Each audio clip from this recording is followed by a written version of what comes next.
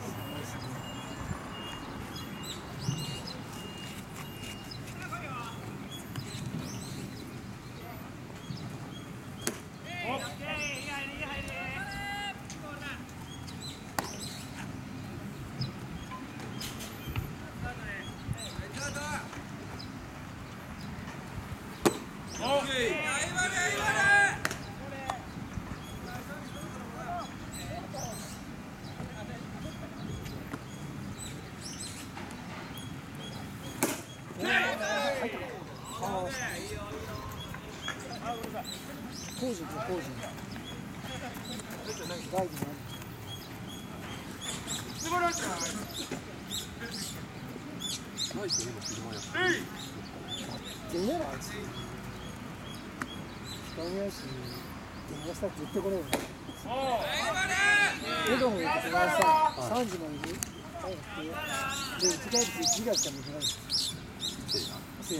それでも出てきてくれたけど、酒はなんか飲まなかったんだけどさ、自分停止だったから。それでも、ね、大丈夫絶対、イエスって出てこなかった。で、電話すると、いけません、起きれませんって切られちゃうね。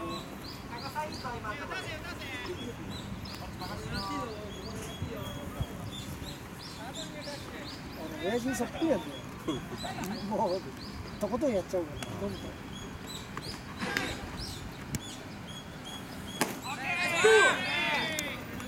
小林さんを知ってる？一緒に飲んだことある？そうなんだ。あれだよ、いつも飲んだの感じは分かんないよね。普段すげえ、普段真面目だよ。ぐちゃぐちゃだってね。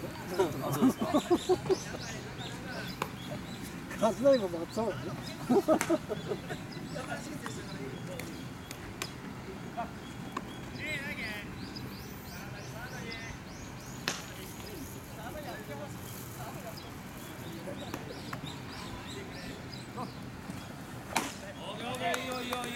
バーベキューの時も盛り上がっちゃったらしいじゃん。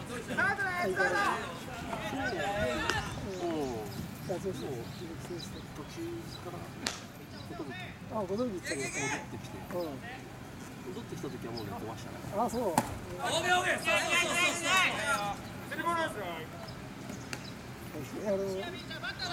足全然気にしてないやつじゃん。不死身だよ、あいつは。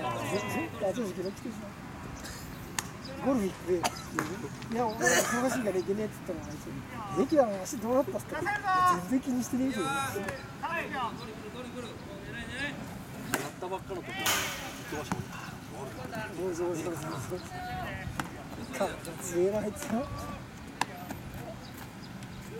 瞬間的にちょっと飲ましたね。綺麗にまでいかないとね、ちょっとね。よかった。それにしても好きじゃさ。もうあの時点で。投げてたら出してました。